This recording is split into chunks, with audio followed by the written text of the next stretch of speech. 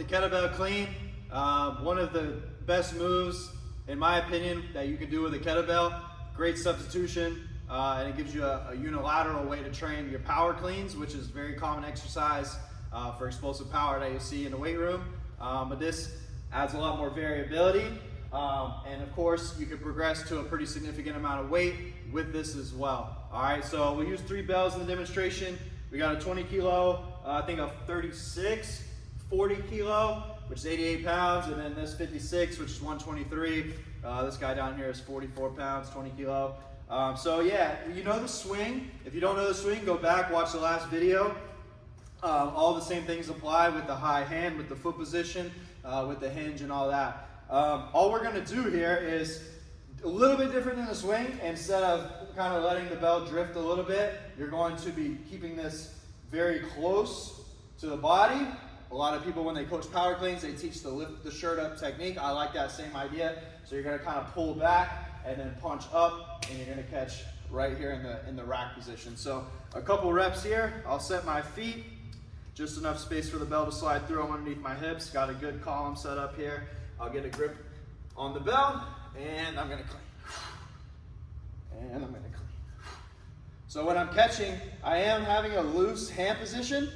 So as you see, my hand is open. Now when I go down, I'm gonna be gripping in the middle of the bell, as you can see that. But as I come up, I'm gonna shift that to the corner, okay? It makes my wrist able to be straight versus if I'm keeping my hand in the middle of the bell with this like death grip that you'll see. It makes my wrist in a, it puts my wrist in a compromised position. But if I can just punch my knuckles through, let that handle sit right in the corner there, now I have a straight wrist. I'm not grabbing. I don't have this death grip that a lot of people have, and I'm pretty comfortable here. Okay, so a couple more reps. We'll change the weight, and I'll give you a different angle. Another thing that's very important here, and I'll demonstrate that with a little bit heavier of a bell, is a lot of people, like I said at the beginning, we're kind of eliminating that swing out far, because what'll start to happen is it'll look like this, and I'll turn from the side so you can see. The bell, what we don't want is for it to swing out and then get this big impact on the forearm and shoulder. That's why a lot of people stop kettlebell training or don't like it, because they end up with a bunch of bruises, hurt forearms.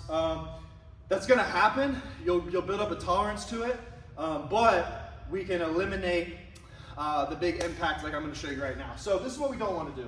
So I'm gonna swing it out really far, and then I'm gonna catch it.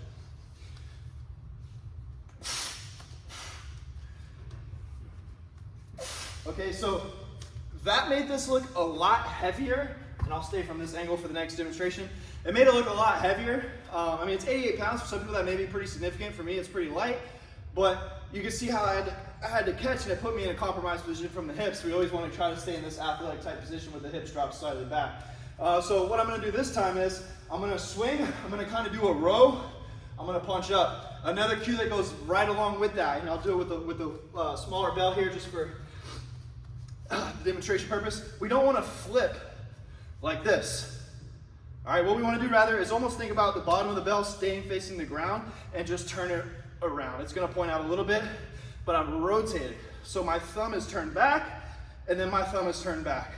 Thumb is turned back, thumb is turned back, and that creates this nice rotation, and it just slides right around my forearm for a nice smooth transition, okay? So one more from the side with this bell so you can see the path. Set my feet, strong position, and we'll do the right side. Here we go. Right into position. Now, you do want to be able to hold this here, okay? So if you're struggling to hold it, it may be a little too heavy, but you can always try to push to new heights, all right?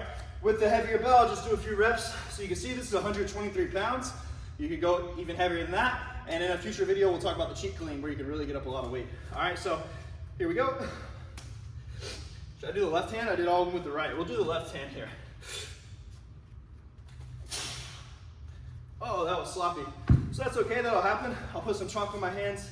Well, you put some chalk on your hands. I'm gonna be staying on the video, but right hand. Hands are really slippery, but you get the idea. So there's just no universe where I would let that slide. So I went and chalked up the hands. These bells are really slippery anyway. These are the Great Lakes Gira really good kettlebells, by the way. Shameless plug. All right, so yeah, 123.